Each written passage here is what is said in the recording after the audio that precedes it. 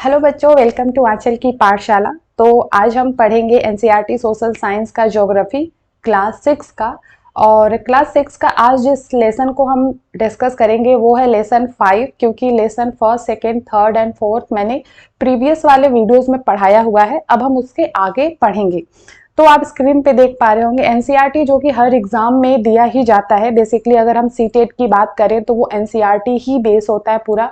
इसके अलावा आपका ये हेल्प करेगा UP TET, R TET, S TET, M TET, super TET, KVS, D triple S B and all government जितने भी एग्जाम्स होते हैं आप उसमें एनसीईआरटी ही पढ़ते हैं। क्योंकि वो जैसे अभी बिहार जो शिक्षक भर्ती आई है, अभी हाल ही में फिर से आया है, तो उसमें भी आपका दो ही चीजें मोस्ट हैं। एक तो आपकी एनसीईआरटी है और दूसरी आपकी एससीईआरटी है। मतलब आपको एनसीईआरटी पढ़ना है और बिहार स्टेट का जो वहाँ की जो बुक्स चलती हैं उसको आपको पढ़ना है। ठीक है, तो ये आपका सारे एग्जाम्स में आपका हेल्प करेगा।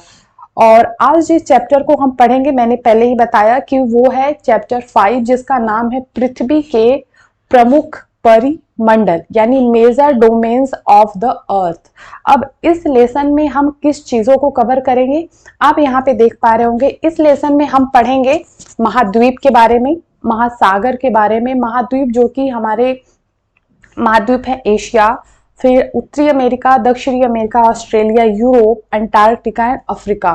फिर हम महासागर को कवर करेंगे जिसमें है प्रशांत महासागर, दक्षिणी महासागर, अटलांटिक, हिंद महासागर और आर्कटिक महासागर। इसके बाद हम वायुमंडल की परतों को पढ़ेंगे जिसमें क्षोभ मंडल, समताप मंडल, मध्य मंडल, आयन मंडल और बहिर्मंडल शामिल है। इसके बाद हम कवर करेंगे जैव मंडल को। मैंने इंग्लिश भी आगे लिखी हुई है, अगर आपको हिंदी में प्रॉब्लम हो रही है तो आप इंग्लिश में भी देख सकते हैं। ठीक है, तो आज इन सारे टॉपिक्स को हम यहाँ पे कवर करने वाले हैं।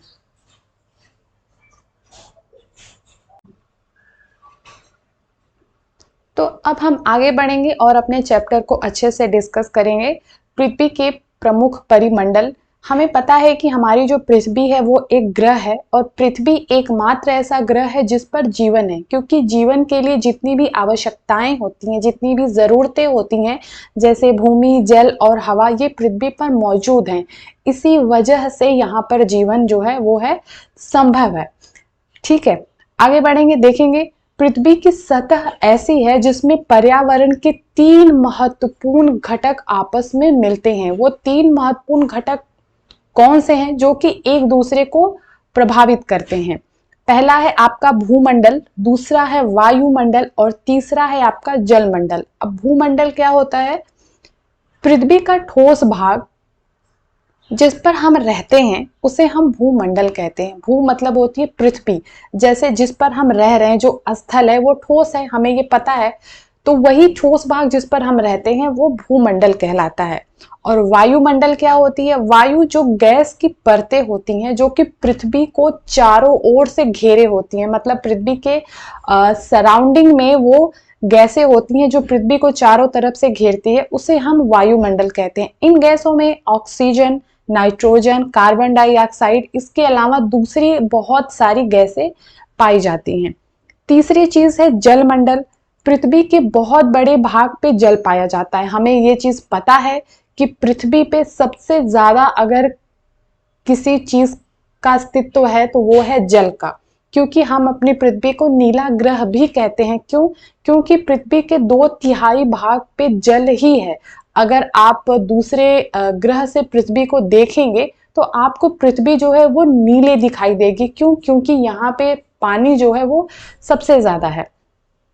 तो जल यहाँ पे बहुत बड़े भाग में पाया जाता है जिसे हम जल मंडल कहते हैं। अब जल मंडल का मतलब ये नहीं कि सिर्फ पानी से है। मतलब पृथ्वी जो पानी है आपका, जो तरल अवस्था में है, जिसको हम यूज करते हैं पीने के लिए, कपड़े धुलने के लिए, ऐसा नहीं है कि पानी का सिर्फ वही रूप है।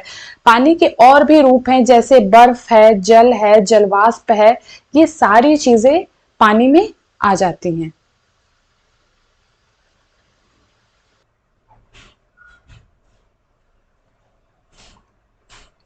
ठीक है, जैसे जो बर्फ है, जैसे हम पानी को लेकर के फ्रीजर में रख देते हैं तो जो वो पानी है वो बर्फ के रूप में जमा हो जाता है, लेकिन उसी बर्फ को जब हम नॉर्मल टेम्परेचर पे रखते हैं तो वही बर्फ क्या होता है, पानी में कन्वर्ट हो जाता है।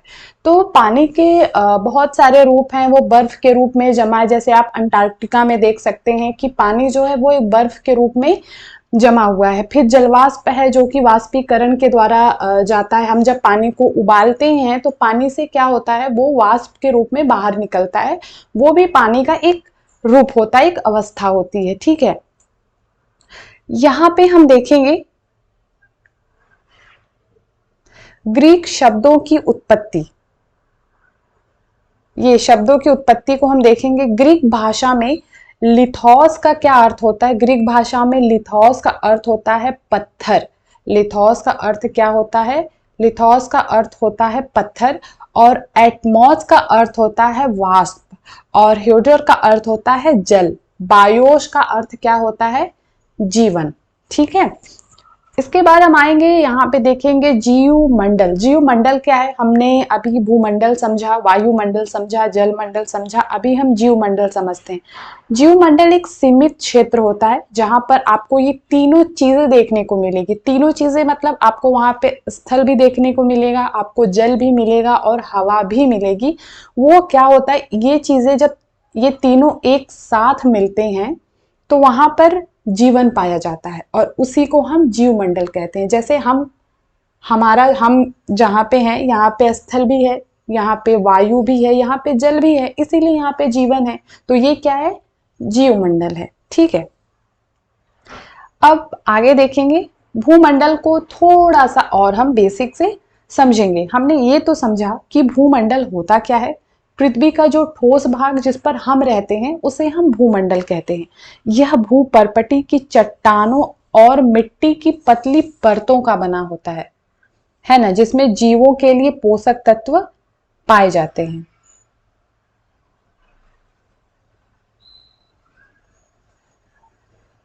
ठीक है, यह परपटी चट्टानों और मिट्टी की पतली परतों का बना होता है। आगे देखेंगे,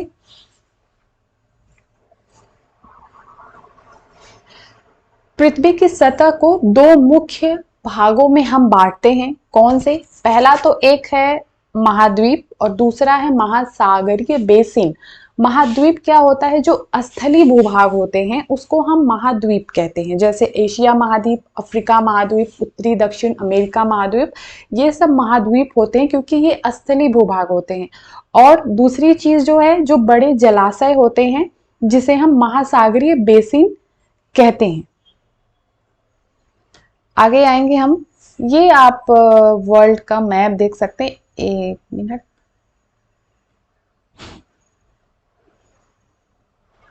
हाँ, आप इसमें देखिए, इसको हम आगे अच्छे से पढ़ेंगे। आप देखेंगे इसके बीचों बीच से एक रेखा जा रही है।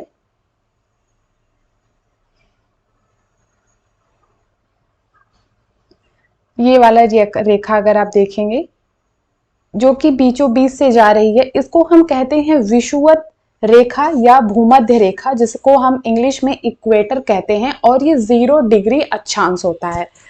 ठीक है, फिर इसके आप अगर विषुवत रेखा के उत्तर में जाएंगे, ये उत्तर है आपका, ये उत्तर है, ये दक्षिण। ये सारी चीजें मैंने प्रीवियस वाले कक्षा में पढ़ाई हुई है, इसीलिए बोला जाता है कि आप जो है कक्षा को शुरू से देखिए, क्लास को, तो आपको ये चीजें समझ में आएंगी।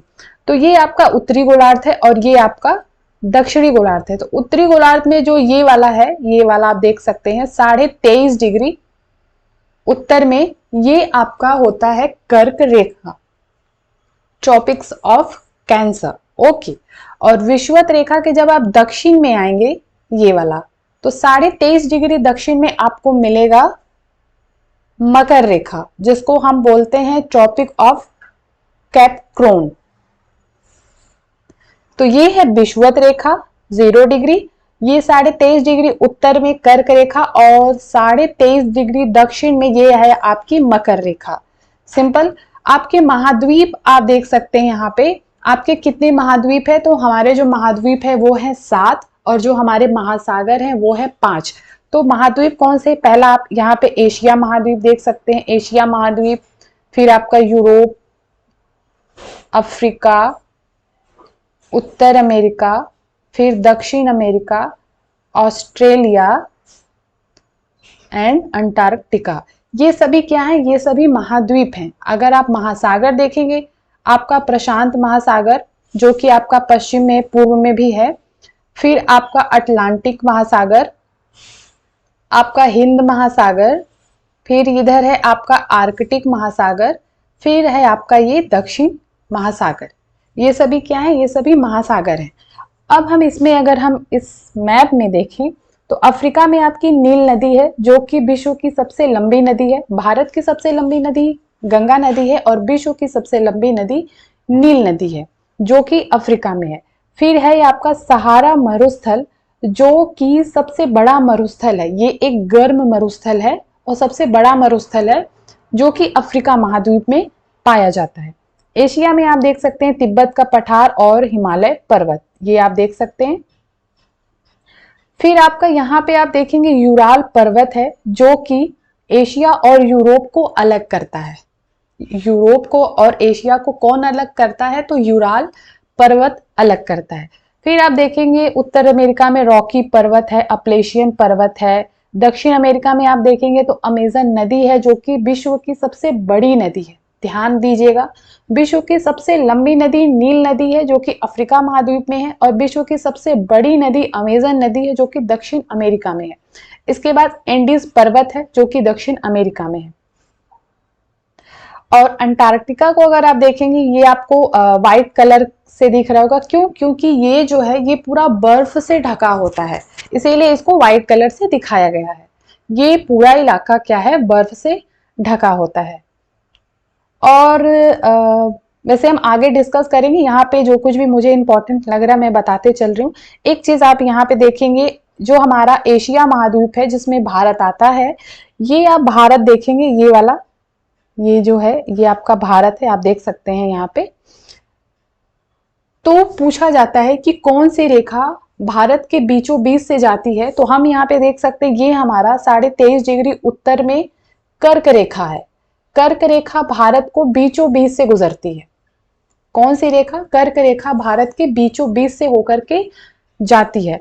दूसरी चीज कि ऐसा कौन सा महाद्वीप है जिनसे तीनों रेखाएं गुजरती हैं? तीनों रेखाएं इन द सेंस कि आपकी विषुवत रेखा, आपकी कर्क रेखा और आपकी मकर रेखा। तो आप इस ग्लोब में अगर आप देखो, अब इस मैप में अगर आप देख रहे हो तो आपको अफ्रीका महाद्वीप यहाँ पे दिख रहा है, ये वाला, जो कि आप देखेंगे तो ये विषुवत रेखा भी इससे होकर के गई है बीचों बीच से, इसके मध्य से, अफ्रीका महाद्वीप के मध्य से विषुवत रेखा गई है। फिर आप देखेंगे ये कर्क रेखा भी गई है और ये मकर रेखा भी यहां से गई है। तो अफ्रीका महाद्वीप एक ऐसा महाद्वीप है जिसमें विषुवत रेखा, कर्क और मकर तीनों रेखाएं होकर गुजरती हैं। ठीक है, चलिए तो अब हम आगे थोड़ा सा पढ़ेंगे, अब हम इसको थोड़ा डिटेल में समझेंगे।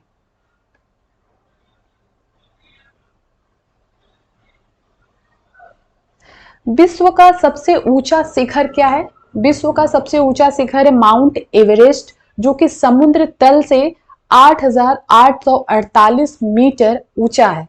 और विश्व का सबसे गहरा भाग कौन सा है? वो है प्रशांत महासागर का मेरियाना गर्त जिसकी गहराई 11,022 मीटर है। यहां पे हम थोड़ा सा देखेंगे, क्या आप जानते हैं? अगर आप जानते हैं तो अच्छी बात, नहीं जानते तो आज जान जाएंगे। न्यूजीलैंड के एडमंड हिलेरी, क्या नाम है इनका? एडमंड हिलेरी, जो कि न्यूजीलैंड के हैं, और भारत के तेनजिंग नॉर्ग शेरपा 29 मई 1953 यानी कि 29 में 1953 को पृथ्वी के सबसे ऊंचे शिखर माउंट एवरेस्ट पर चढ़ने वाले पहले व्यक्ति थे। तो माउंट एवरेस्ट पर चढ़ने वाले पहले व्यक्ति कौन थे?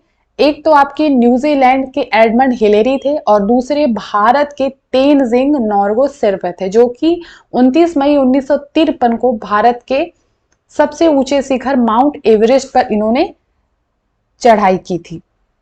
फिर जापान की जुंको ताबेई विश्व की पहली महिला थी। ध्यान दीजिए, पहले व्यक्ति तो ये दोनों लोग थे, लेकिन अगर पहली महिला की बात करें कि वो पहली महिला कौन थी जिन्होंने एवरेस्ट पर कदम रखा था सर्वप्रथम, तो वो थी जुंको ताबेई, जो कि जापान की थी, जिन्होंने 16 मई 1975 को एवरेस्ट पर कदम रखा था। अब भारत की पहली महिला जो कि हैं बछेंद्री पाल, जिन्होंने 23 मई 1984 को एवरेस्ट पर अपना कदम रखा था। ठीक है, ये चीजें आपको जानना जरूरी है।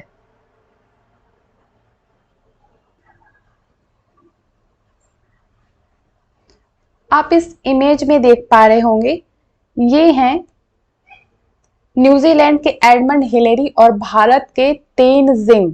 कौन? ये दोनों। ठीक है, फिर क्योंकि ये पहले व्यक्ति थे जिन्होंने माउंट एवरेस्ट पर सबसे पहले चढ़ाई करी थी। इसके बाद अगर हम देखें, जापान की जुंको ताबेई, जो कि विश्व की पहली महिला थी जिन्होंने एवरेस्ट पर कदम रखा था, उनको आप यहाँ पे देख पा रहे हैं। और ये है बछेंद्री पाल, जो कि भारत की पहली महिला थी जिन्होंने एवरेस्ट पर सबसे पहले कदम रखा था। ठीक है,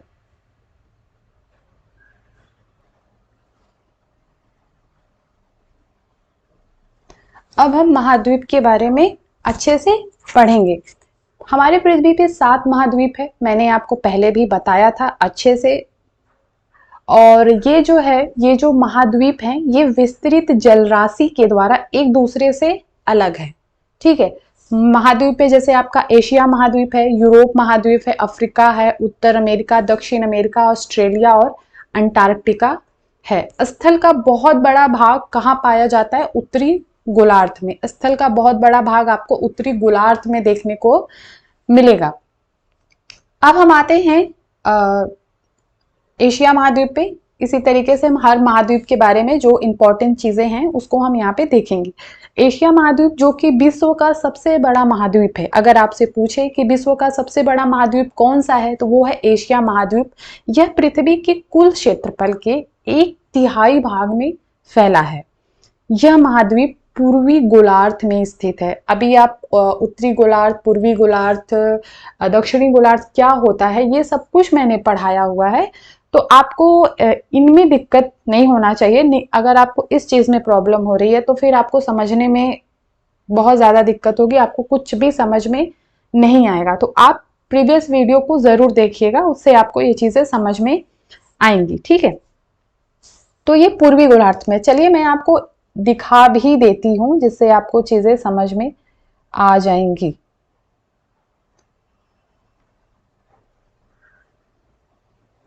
यहां पे आप देखिए कि ज्यादातर जो स्थलीय भाग हैं वो आपका उत्तरी गोलार्ध में, ये उत्तरी गोलार्ध है, तो ये स्थलीय भाग ज्यादातर आप देखेंगे तो ये आपका उत्तरी गोलार्ध में ही है। ठीक है, और एशिया महाद्वीप जो कि सबसे बड़ा महाद्वीप है, और ये पूर्वी गोलार्ध में, ये पूर्वी गोलार्ध है, ये पूर्वी गोलार्ध में स्थित है। ठीक है, और एक चीज अगर आप देखेंगे, जो उत्तर अमेरिका और ये दक्षिण अमेरिका है, आप देखेंगे कि ये दोनों महाद्वीप कैसे जुड़े हैं। ये आप देखिए, ये जो आप देख पा रहे होंगे, ये एक संकरे स्थल संधि से जुड़े हैं। ऐसा नहीं है कि ये दोनों महाद्वीप एक ही में हैं, ये इनका यही रास्ता है, इसी से ये एक दूसरे से जुड़े हुए हैं। ओके, चलिए, एक्चुअली थोड़ा सा इसमें प्रॉब्लम हो रहा है, नहीं तो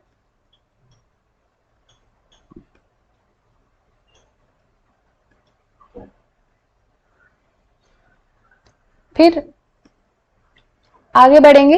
हमने ये समझा कि एशिया महाद्वीप जो है वो पूर्वी गोलार्ध में स्थित है। कर्क रेखा इस महाद्वीप से होकर के गुजरती है, मैंने ये चीज बताई। कर्क रेखा भारत के बीचों बीच से जाती है, और एशिया के पश्चिम में यूराल पर्वत है। मैंने आपको यूराल पर्वत भी दिखाया, जो कि एशिया के पश्चिम में है, जो कि यूरोप से एशिया को क्या करता है? अलग करता है। तो यूरोप और एशिया के संयुक्त भाग को हम क्या कहते हैं? यूरेशिया। यूरोप प्लस एशिया, जिसको हम कहते हैं यूरेशिया। ओके, अब हम आते हैं यूरोप महाद्वीप पे। यूरोप जो है वो एशिया से बहुत छोटा है और यह महाद्वीप एशिया के पश्चिम में स्थित है, क्योंकि एशिया महाद्वीप पूर्वी गोलार्ध में है और जो यूरोप महाद्वीप है वो एशिया महाद्वीप के पश्चिम में है, उसके जस्ट बगल में है, पश्चिम में है। ठीक है। आर्कटिक वृत्त जो है इससे होकर के गुजरता है, किससे? यूरोप महाद्वीप से। यह तीन तरफ से जल से घिरा हुआ है। यूरोप महाद्वीप जो है वो तीन तरफ से जल से घिरा हुआ है। चलिए आगे बढ़ते हैं और हम देखते हैं यहाँ पे अफ्रीका महाद्वीप को। अफ्रीका महाद्वीप जो है वो एशिया के बाद विश्व का दूसरा सबसे बड़ा महाद्वीप है। तो सबसे बड़ा महाद्वीप तो एशिया है और एशिया के बाद दूसरे नंबर पे जो आता है वो है आपका अफ्रीका महाद्वीप। और अफ्रीका महाद्वीप विषुवत वृत्त या हम जिसको कहते हैं 0 डिग्री अक्षांश, इस महाद्वीप के लगभग मध्य भाग से होकर गुजरती है। ये भी मैंने आपको बताया कि विषुवत वृत्त यानी जो मध्य रेखा है, जो 0 डिग्री अक्षांश है, वो अफ्रीका महाद्वीप के मध्य से होकर के गुजरती है, उसके बीच से होकर के गुजरती है। अफ्रीका का बहुत बड़ा भाग उत्तरी गोलार्ध में है, क्योंकि अफ्रीका महाद्वीप जिससे होकर तीनों रेखाएं जाती हैं, उत्तरी गोलार्ध में उसका ज्यादातर जो स्थलीय भाग है, जो अफ्रीका का एक बड़ा एरिया जो कवर करता है, वो उत्तरी गोलार्ध में ही है। दक्षिणी गोलार्ध वाला हिस्सा थोड़ा कम है उत्तरी गोलार्ध की तुलना में, है ना।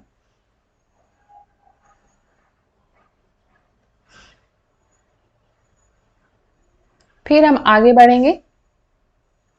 यही एक ऐसा महाद्वीप है जिससे होकर कर्क, विषुवत और मकर तीनों रेखाएं गुजरती, ये भी मैंने बताया था। सहारा का रेगिस्तान, ये भी मैंने बताया कि विश्व का सबसे बड़ा गर्म रेगिस्तान है सहारा रेगिस्तान, जो कि अफ्रीका में है। दूसरी जो विश्व की सबसे लंबी नदी नील नदी है वो भी अफ्रीका में है। और यह महाद्वीप चारों तरफ से समुद्र और महासागरों से घिरा हुआ है। कौन सा महाद्वीप? अफ्रीका महाद्वीप। अब हम आएंगे उत्तर अमेरिका। ये विश्व का तीसरा सबसे बड़ा महाद्वीप है। विश्व का सबसे बड़ा महाद्वीप एशिया महाद्वीप है, दूसरे नंबर पे अफ्रीका महाद्वीप है और तीसरे नंबर पे उत्तर अमेरिका है। यह दक्षिण अमेरिका के एक संकरे स्थल से जुड़ा है। मैंने आपको दिखाया कि उत्तर अमेरिका और जो दक्षिण अमेरिका है वो जुड़ा कैसे है। एक संकरा रास्ता है, संकरा स्थल संधि है, मैंने आपको दिखाया। उसी से वो दोनों महाद्वीप क्या है? कनेक्टेड है, जुड़े हुए हैं, जिसको हम क्या कहते हैं? पनामा स्थल संधि। अभी इसमें एक वर्ड आया, आप यहाँ पे देखेंगे इसमें एक वर्ड आया, ये वाला, ये क्या है? स्थल संधि। स्थल संधि क्या होता है? चलिए आगे देखते हैं। थोड़ा सा इसमें देखेंगे कि ये जो महाद्वीप है, जो अफ्रीका महाद्वीप है, उत्तरी अमेरिका महाद्वीप है, यह पूरी तरह से उत्तरी एवं पश्चिमी गोलार्ध में स्थित है। यह महाद्वीप 3 महासागरों से घिरा हुआ है उत्तर में। और आप जो मैंने आपको दिखाया ना, आप देखिए, आप जब भी भूगोल पढ़ते हो ना तो एक मैप आपके पास होना चाहिए। जैसे आप इंडिया का पढ़ रहे हो तो इंडिया का मैप रखो, फिर आप वर्ल्ड मैप रखो। ये सारे मैप जब आप रखोगे तो ही आप अच्छे से समझ पाओगे उसको। जैसा मैं बोल रही हूँ कि उत्तर अमेरिका जो है वो उत्तरी और पश्चिम गोलार्ध में है, तो वो आपको उसी के थ्रू समझ में आएगा, अगर आपको पता है कि उत्तरी गोलार्ध कहाँ है, पश्चिमी गोलार्ध कहाँ है। ठीक है। और ये जो महाद्वीप है 3 महासागरों से घिरा हुआ है। कौन से 3 महासागर? पश्चिम में अगर आप देखेंगे तो प्रशांत महासागर, पूर्व और दक्षिण में आप देखेंगे तो अटलांटिक महासागर, और उत्तर में अगर आप देखते हैं तो आर्कटिक महासागर से ये घिरा हुआ है। हमने जो एक वर्ड अभी यूज किया था स्थल संधि, आप यहाँ पे देखिए, ये है आपका उत्तर अमेरिका और ये है आपका दक्षिण अमेरिका, और ये है आपकी स्थल संधि। ये जो संकरा रास्ता इससे जुड़ा हुआ है, यही ये स्थल संधि है। स्थल संधि क्या होता है? स्थल का एक संकरा, संकरा मतलब कंजेस्टेड, संकरा भाग होता है जो 2 बड़े स्थलीय भागों को एक दूसरे से जोड़ता है। 2 बड़े स्थलीय भागों को क्या करता है? एक दूसरे से जोड़ता है, जिसको हम स्थल संधि, संधि मतलब जोड़ ही होता है, जोड़ना, तो वो जोड़ता है स्थल के 2 बड़े भागों को। स्थल संधि हमने समझा, तो जल संधि भी समझ लेते हैं कि ये क्या होता है। जल संधि पानी का संकरा भाग होता है। जिस तरीके से स्थल संधि स्थल का संकरा भाग होता है, उसी तरीके से जल संधि पानी का संकरा भाग होता है जो दो बड़ी जल राशि जैसे समुद्र या महासागरों को एक दूसरे से जोड़ता है। जैसे हमने यहाँ देखा, ये हमारा भारत है और आपने भारत के मैप में देखा होगा नीचे श्रीलंका है और वो एक संकरे जल संधि से आपको जुड़ा दिखता है। कुछ ऐसे धागे जैसी संरचना होती है, उससे वो श्रीलंका जुड़ा होता है, उसी को हम बोलते हैं जल संधि। तो भारत एवं श्रीलंका के बीच स्थित जल संधि का नाम क्या है? अगर आपको पता है तो आप कमेंट करके बताओ, मैं आपको आगे बताऊंगी। चलिए आगे बढ़ते हैं हम। अब हम आएंगे दक्षिण अमेरिका के बारे में पढ़ेंगे। दक्षिण अमेरिका का जो अधिकांश भाग है वो दक्षिणी गोलार्ध में, जैसा इसके नाम से ही स्पष्ट है कि ये दक्षिणी अमेरिका है, तो इसका ज्यादातर हिस्सा दक्षिणी गोलार्ध में आपको देखने को मिलेगा। विश्व की सबसे लंबी पर्वत श्रृंखला एंडीज इसके उत्तर से दक्षिण की ओर फैली है। दक्षिण अमेरिका में विश्व की सबसे बड़ी नदी अमेजन बहती है। अब आते हैं ऑस्ट्रेलिया पे। ऑस्ट्रेलिया जो है वो विश्व का छोटा महाद्वीप है जो पूरी तरीके से दक्षिणी गोलार्ध में है, क्योंकि वो पूरे दक्षिण में ही तो है। जो आपको पता है उत्तरी गोलार्ध ऊपर होता है, दक्षिणी गोलार्ध नीचे है, तो ऑस्ट्रेलिया नीचे है, वो पूरी तरीके से दक्षिणी गोलार्ध में है।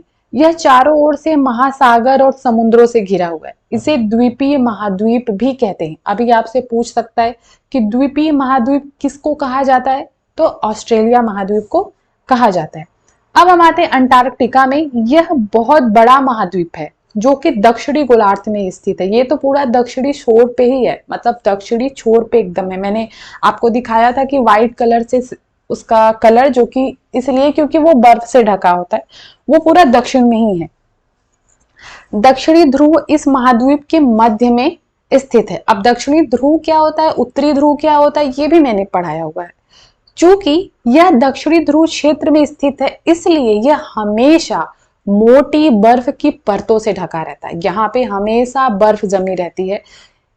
यहाँ किसी भी प्रकार का स्थायी मानव निवास संभव नहीं है। कैसे रहेगा इंसान जब वहां पे आप पानी पीने की जगह खाएंगे तो कैसे रहेंगे, क्योंकि वहां पे तो आप पानी लेकर के भी अगर जा रहे हो तो वहां का टेम्परेचर ऐसा है, वहां पे इतनी ज्यादा ठंड है कि पानी वहां बर्फ में कन्वर्ट हो जाती है। तो पॉसिबल नहीं है वहां पे रह पाना, है ना वहां पे पेड़ है, ना वहां पे पौधे हैं, तो मानव निवास वहां पे संभव नहीं है। लेकिन बहुत से देशों के शोध केंद्र वहां पर हैं। जैसे भारत के भी शोध केंद्र है जिसका नाम है मैत्री तथा भारती। ये सीटेट में भी पूछा गया। देखिए मैंने सीटेट का एग्जाम दिया है, मैं टीचिंग लाइन से हूँ, तो इसीलिए मुझे वो सारे क्वेश्चंस थोड़े से दिमाग में ही रहते हैं, है ना। तो मैत्री और जो भारती है वो भारत के शोध संस्थान है जो कि अंटार्कटिका में हैं। आगे आएंगे, अब हम पढ़ेंगे जल मंडल। पृथ्वी को नीला ग्रह कहा जाता है। हमने बताया क्यों कहा जाता है, क्योंकि पृथ्वी का 2/3 हिस्सा जो है वो जल से ही ढका हुआ है। पृथ्वी का 71% यानी कि 71% भाग जल तथा 29% यानी कि 29% भाग स्थल है। जल आप देख सकते हैं कि जल का प्रतिशत कितना ज्यादा है। जलमंडल में जल के सभी रूप हैं, जिसमें इसमें आपके महासागर भी आ जाएंगे, नदियां आ जाएंगी, झील, हिम नदी, भूमिगत जल, वायुमंडल की जलवाष्प, सब कुछ इसमें सम्मिलित है।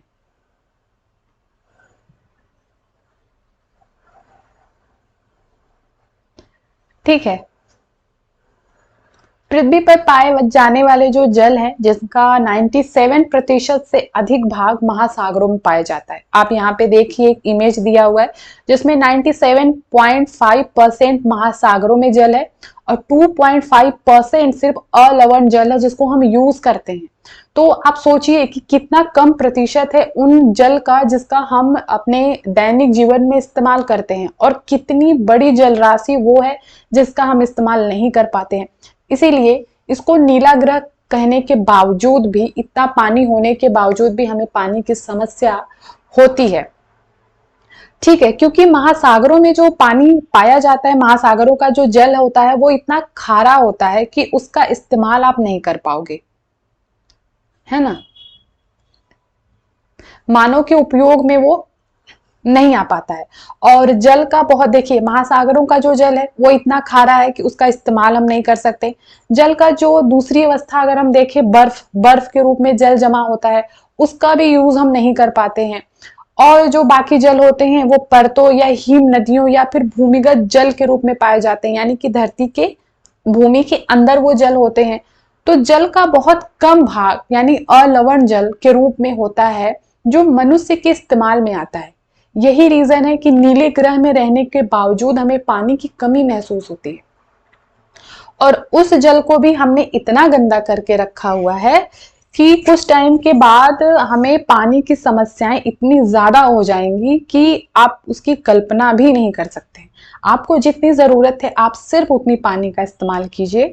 और बेसिकली मैं इसलिए बोल रही हूँ क्योंकि मैंने ऐसे बहुत सारे लोगों को देखा है जो पढ़े लिखे हैं, शिक्षित हैं। ऐसा बोला जाता है कि शिक्षा मनुष्य को बेहतर बनाती है, लेकिन शिक्षा पाना और शिक्षित होने में बहुत फर्क होता है। शिक्षित कोई भी हो सकता है। शिक्षित किताबों से नहीं हुआ जाता कि आपने बहुत सारी डिग्रियां हासिल कर ली, आपने बहुत सारी शिक्षाएं ले ली तो आप शिक्षित हो गए, बिल्कुल नहीं। आप अगर पढ़ लिख करके भी आपको चीजें नहीं समझ में आ रही कि हमारे यहाँ पे पानी की बहुत सारी दिक्कत है, हम अपने आने वाले जनरेशन के लिए पानी को सुरक्षित रखें। लोग, जरूरत पड़ेगी आपको एक गिलास पानी की, आपको एक थाली धुलनी है, आपने नल का टोटी खोला और जब तक आप बर्तन को घिस रहे हैं तब तक वो पानी चल रहा है। क्यों? आपको जब जरूरत है आप उसको तब ऑन करिए, तब उसका इस्तेमाल करिए, है ना। तो इन चीजों का ध्यान रखना बहुत जरूरी है। और मुझे ऐसा लगता है कि बहुत कम लोग हैं शिक्षित हमारे समाज में। शिक्षा तो बहुत लोगों ने हासिल करी, लेकिन शिक्षितों की संख्या बहुत कम है, इसीलिए इतनी सारी समस्याएं हमें होती। चलिए हम इसको कभी बाद में डिस्कस करेंगे, काफी अच्छे से मैं आपको बताऊंगी इसके बारे में। अभी हम इसको कंटिन्यू करते हैं और आगे बढ़ते हैं। महासागर को समझते हैं। महासागर जलमंडल के मुख्य भाग होते हैं जो आपस में एक दूसरे से कनेक्टेड होते हैं। महासागरीय जल हमेशा गतिशील रहता है क्योंकि तरंगे आती हैं, ज्वार भाटा आता है और महासागरीय धाराएं, ये सब क्या है, महासागरीय जल की तीन मुख्य गतियां हैं। तीन मुख्य गतियां कौन सी हैं? तरंगे हैं, ज्वार भाटा है और महासागरीय धाराएं। बड़े से छोटे आकार के आधार पर क्रमशः 5 महासागर हैं। महासागर तो 5 है, लेकिन सबसे बड़ा महासागर कौन है, उससे छोटा कौन है, उससे छोटा कौन है, इसके आधार पे हम इसको एक सीक्वेंस में रखेंगे। सबसे बड़ा महासागर है आपका प्रशांत महासागर, इसके बाद दूसरे नंबर पे आता है अटलांटिक महासागर, तीसरे नंबर पे हिंद महासागर, चौथे नंबर पे दक्षिणी महासागर और सबसे छोटा जो महासागर है वो है आपका आर्कटिक महासागर। ठीक है। और ये भी आपका जो विश्व का मानचित्र ऊपर दिया गया है उसमें भी ये चीजें मैंने बताई और दिखाई भी, आप उसको फिर से देख करके समझिएगा। और जब आप मैप देख करके समझते हैं तो आपको भूगोल पढ़ने में मजा आता है और अच्छा लगता है। नहीं ऐसे आप रटते रह जाएंगे, आपको दिमाग में कुछ जाने वाला है नहीं। प्रशांत महासागर सबसे बड़ा महासागर है, हमें पता है भाई। यह पृथ्वी के 1/3 भाग पर फैला हुआ है। पृथ्वी का जो सबसे गहरा भाग है, एक तो ये सबसे बड़ा महासागर है और जो सबसे गहरा भाग है पृथ्वी का, मेरियाना गर्त, वो भी प्रशांत महासागर में ही स्थित है। प्रशांत महासागर लगभग वृत्ताकार है। एशिया, ऑस्ट्रेलिया, उत्तर और दक्षिण अमेरिका इसके चारों ओर स्थित है। अटलांटिक महासागर को देखते हैं। विश्व का दूसरा सबसे बड़ा महासागर है अटलांटिक महासागर। यह अंग्रेजी भाषा के एक्स अक्षर के आकार का है। इसके पश्चिम किनारे पे उत्तर और दक्षिण अमेरिका तथा पूर्वी किनारे पर यूरोप और अफ्रीका है। अगर आप अटलांटिक महासागर के पश्चिम किनारे पे देखेंगे तो आपको उत्तर और दक्षिण अमेरिका दिखेगा और पूर्वी किनारे पे देखेंगे तो आपको यूरोप और अफ्रीका दिखेगा। अटलांटिक महासागर की जो तट रेखा है वो बहुत अधिक दंतुरित है। अनियमित एवं दंतुरित तट रेखा प्राकृतिक पोताश्रयों एवं पत्तनों के लिए आदर्श स्थिति है। व्यापार की दृष्टि से सबसे व्यस्त महासागर है। ये क्वेश्चन भी सीटेट में आया हुआ था कि सबसे व्यस्त महासागर कौन सा है व्यापार की दृष्टि से, तो वो है आपका अटलांटिक महासागर। अब हम आते हैं हिंद महासागर। हिंद महासागर ही एक ऐसा महासागर है जिसका नाम किसी देश के नाम पर यानी भारत के नाम पर रखा गया। कहते हैं ना भारत को हिंदुस्तान, उसी के नाम पे रखा हिंद महासागर। यह महासागर लगभग त्रिभुजाकार है। इसके उत्तर में आप देखेंगे तो एशिया दिखेगा, पश्चिम में अफ्रीका और पूर्व में ऑस्ट्रेलिया। दक्षिणी महासागर अंटार्कटिक महाद्वीप को चारों ओर से घेरता है। जो दक्षिणी महासागर है वो अंटार्कटिक जो महाद्वीप है उसको चारों ओर से कवर कर लेता है। यह अंटार्कटिका महाद्वीप से उत्तर की ओर 60 डिग्री दक्षिण अक्षांश तक फैला हुआ है। फिर है आर्कटिक महासागर, उत्तर ध्रुव वृत्त में स्थित है। क्या आर्कटिक महासागर जो है वो उत्तर ध्रुव वृत्त में स्थित है। आप जब उस मैप को देखेंगे तो आपको सबसे ऊपर उत्तर में आर्कटिक महासागर दिखेगा, तो ये उत्तर ध्रुव वृत्त में स्थित है। यह उत्तर ध्रुव के चारों ओर फैला है। यह प्रशांत महासागर से छिछले जल वाले एक संकरे भाग से जुड़ा है। आर्कटिक महासागर प्रशांत महासागर से जुड़ा हुआ है छिछले जल वाले संकरे भाग से, जिसे बेरिंग जल संधि कहते हैं। यह उत्तर अमेरिका के उत्तरी तटों तथा यूरेशिया से घिरा हुआ है। हमने ये महासागरों को समझा। अब हम पढ़ेंगे वायुमंडल, जिसमें आप इस इमेज को देखिए, क्षोभ मंडल, समताप मंडल, मध्य मंडल, आयन मंडल, बरिमंडल। ठीक, अब हम पढ़ेंगे हमारी पृथ्वी के चारों ओर से गैस की एक परत घिरी हुई है जिसको हम वायुमंडल कहते हैं। अब हमारे वायु में बहुत सारी गैसें हैं। ऑक्सीजन जो कि हमें जीने के लिए जरूरी है, कार्बन डाइऑक्साइड है, नाइट्रोजन है, सल्फर डाइऑक्साइड है, बहुत सारी गैसें हमारी वायुमंडल में रहती है। वायु की यह पतली परत इस ग्रह का महत्वपूर्ण अटूट भाग है। यह हमें ऐसी वायु प्रदान करती है जिससे हम लोग सांस लेते हैं, ऑक्सीजन लेते हैं हम। यह वायुमंडल हम लोगों को सूर्य की कुछ हानिकारक किरणों से बचाता है। अगर वायुमंडल नहीं होगा तो स्किन कैंसर जैसी समस्याएं होंगी, पॉसिबल नहीं है यहाँ पे जीवन का होना। जो ओजोन लेयर होता है वो हमें सूर्य से आने वाली जो हानिकारक पैरावैंगनिक किरणें होती है उससे हमें बचाता है। अब वायुमंडल जो है वो 1600 किलोमीटर की ऊंचाई तक फैला है। वायुमंडल को उसके घटकों, तापमान और अन्य के आधार पर 5 परतों में बांटा गया है। इन परतों को पृथ्वी की सतह से शुरू करते हुए 5 परत तो हम कोई भी आगे पीछे करके समझ लेंगे, है ना, लेकिन एक सीक्वेंस में कि पृथ्वी के सबसे पास में कौन सी परत है, उससे ऊपर कौन सी परत है, फिर उससे ऊपर कौन सी है, ऐसे हम सीक्वेंस में समझेंगे। तो पृथ्वी की सतह से शुरू करते हैं। पृथ्वी की सतह के सबसे पास में आपको दिखेगा क्षोभ मंडल, जो कि आप यहाँ पे देखेंगे क्षोभ मंडल। इसके बाद है समताप मंडल, फिर है मध्य मंडल, फिर है आयन मंडल, फिर है आपका बहिर्मंडल। अब हम इनको भी थोड़ा सा डिटेल में समझते हैं। वायुमंडल जो कि मुख्यतः ऑक्सीजन एवं नाइट्रोजन का बना है, जिसमें कि साफ और शुष्क हवा 99% भाग में। आयतन के अनुसार नाइट्रोजन 78% है, यानी 78% नाइट्रोजन है, 21% ऑक्सीजन है और दूसरी गैसें जैसे कि कार्बन डाइऑक्साइड है, ऑर्गन है, इसकी मात्रा 1% है। ऑक्सीजन सांस लेने के लिए जरूरी है, जबकि नाइट्रोजन प्राणियों की वृद्धि के लिए जरूरी है। कार्बन डाइऑक्साइड यद्यपि बहुत कम मात्रा में है, लेकिन यह पृथ्वी के द्वारा छोड़ी गई उष्मा को अवशोषित करती है, जिससे पृथ्वी गर्म रहती है। मतलब कि ऐसा नहीं है कि कार्बन डाइऑक्साइड खराब है पूरी तरीके से, इसका होना भी जरूरी है। हमारे पृथ्वी पे जो एक नॉर्मल टेम्परेचर बना रहता है, एक गर्मी बनी रहती है, वो इसी के द्वारा होती है। लेकिन अगर इसकी संख्या बढ़ जाएगी, मतलब कार्बन डाइऑक्साइड का प्रतिशत बढ़ जाएगा कि बहुत ज्यादा मात्रा में अगर ये होगा, तो इतनी गर्मी हो जाएगी यहाँ पे कि आपका रहना पॉसिबल नहीं होगा। और ये हो भी रहा है। जैसे जैसे पॉपुलेशन बढ़ रही है वैसे वैसे चीजें भी हो रही हैं, बहुत सारे रीजन है ना। फिर ऊंचाई के साथ साथ वायुमंडल के घनत्व में भी विभिन्नता आती है, इनकी डेंसिटी में भी चेंजेस आते हैं। यह घनत्व समुद्री तल पर सबसे अधिक होता है। जैसे जैसे हम ऊपर जाते हैं तेजी के साथ घनत्व घटता है।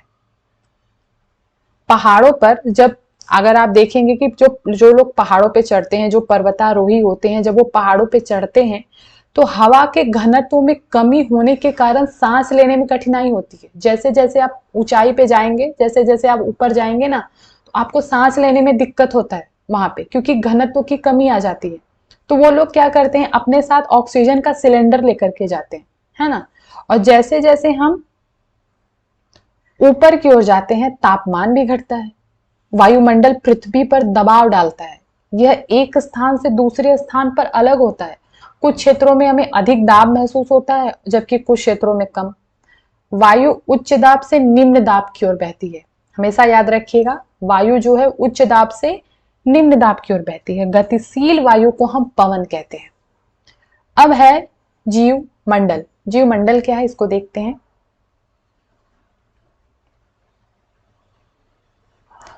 अभी ज्यादा बचा नहीं है, बस लास्ट है ये, ठीक है। जीव मंडल हमने ये पढ़ा था कि जहाँ पे जीवन है, जहाँ पे स्थल है, जहाँ पे जल है, हवा है, क्योंकि ये चीजें होंगी वहीं पे तो जीवन होगा, और वो उसी को हम जीव मंडल कहते हैं। जीवों की बहुत सारी प्रजातियां हैं जो कि सूक्ष्म जीवों तथा बैक्टीरिया से लेकर के बड़े स्तनधारियों के आकार में पाई जाती है। मतलब सूक्ष्म जीव भी आप देखेंगे और बड़े बड़े जीव, जिराफ, हाथी, बहुत सारे जीव आप देखेंगे। मनुष्य सहित सभी प्राणी जीवित रहने के लिए एक दूसरे से तथा जीवमंडल से जुड़े हैं। हर कोई, नेचर ने हर किसी को एक काम दिया हुआ है, वो अपने उसी के हिसाब से चलता है। जब भी आप नेचर के साथ छेड़छाड़ करते हैं, फिर नेचर आपके साथ जब छेड़छाड़ करता है तो फिर आप उसको रोक नहीं पाते, है ना। वो हमेशा खुद को बैलेंस करता है, तो उसके अकॉर्डिंग ही चलें तो ज्यादा बेहतर है। जीवमंडल के प्राणियों को मुख्यतः दो भागों, एक तो जंतु जगत और दूसरा पादप जगत में विभक्त करते हैं। आप ये मत सोचिएगा कि आप पादप जगत में आते, आप जंतु जगत में आते हैं। पादप जगत में पेड़ पौधे आते हैं। पृथ्वी के ये तीनों परिमंडल आपस में परस्परिक क्रिया करते हैं और एक दूसरे को किसी न किसी रूप में प्रभावित करते हैं। उदाहरण के लिए जैसे लकड़ी तथा खेती के लिए वनों को काटा जाए तो इससे ढलुआ भाग पर मिट्टी का कटाव तेजी से होने लगता है। इसी प्रकार प्राकृतिक आपदाएं जैसे कि भूकंप से पृथ्वी की सतह में परिवर्तन हो जाता है। हाल ही में सुनामी के कारण अंडमान और निकोबार द्वीप समूहों का कुछ भाग पानी में डूब गया। झीलों तथा नदियों में दूषित पदार्थों के प्रवाहित होने से उनका जल मानव के इस्तेमाल के लायक नहीं रह जाता। यह जल दूसरे जीवों को भी नुकसान पहुंचाता है। मतलब गंदगी आप करते हैं लेकिन उसकी भरपाई आप अकेले नहीं करते। जीव जंतु जिनकी कोई गलती उसमें नहीं होती, वो भी बेचारे मारे जाते हैं। उद्योग हैं, तापीय विद्युत संयंत्र हैं, गाड़ियां हैं, इनसे जो निकलने वाले उत्सर्जित पदार्थ होते हैं वो वायु को प्रदूषित करते हैं। कार्बन डाइऑक्साइड वायु का एक महत्वपूर्ण घटक है, लेकिन कार्बन डाइऑक्साइड की मात्रा में वृद्धि के कारण पृथ्वी के तापमान में वृद्धि हो रही है, जिसे भूमंडलीय तापन कहते हैं। भूमंडलीय तापन उसी को कहते हैं क्योंकि जब CO2 की मात्रा बढ़ेगी तो ऊष्मा बढ़ेगी, गर्मी बढ़ेगी, और आप एक समय के बाद आप पृथ्वी रहने लायक बचेगी भी नहीं। इसीलिए भूमंडल, वायुमंडल, जलमंडल के बीच के प्राकृतिक संतुलन को बनाए रखने के लिए पृथ्वी के संसाधनों के सीमित उपयोग की आवश्यकताएं हैं। तो आप लिमिट में उसका यूज करिए। आपको जितनी जरूरत है सिर्फ उतना यूज किए। आपको 1 किलोमीटर जाना है तो आपने 2 व्हीलर निकाला, 4 व्हीलर निकाला और आप चल दिए। आपको सच में क्या जरूरत है, आप चल के भी जा सकते हैं। भगवान ने आपको 2 पैर भी दिया है, आप साइकिल का यूज कर सकते हैं। तो थोड़ा सा पर्यावरण को हमें बेहतर करना पड़ेगा, लेकिन आजकल के लोगों को ये चीजें समझ में नहीं आती। इसीलिए मैंने फिर से बोला कि शिक्षा पाने में और शिक्षित होने में बहुत फर्क होता है। ठीक, तो ये आपका लेसन जो है वो कंप्लीट हो गया।